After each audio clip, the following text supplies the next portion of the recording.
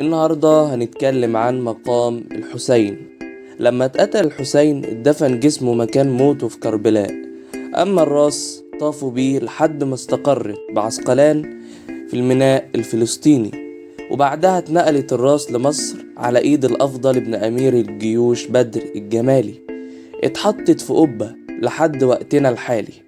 أما عن المسجد فاتبنى في عهد الفاطميين سنة 549 هجرية تحت إشراف الوزير اللي كان موجود في الوقت ده وهو الصالح طلائع.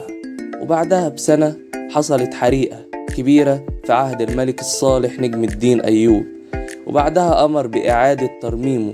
وفي سنة 1279 هجريا أمر الخديوي إسماعيل بإعادة عمارة وبناء وتنظيم المسجد على أحسن شكل وعلى أحسن نظام وعلى أحسن نسق، وقعدوا 10 سنين في عملية التجديد دي. ولحد وقتنا ده المسجد مكان روحاني جميل للمصريين ومزار ديني مهم وخروجة حلوة جدا للأصحاب.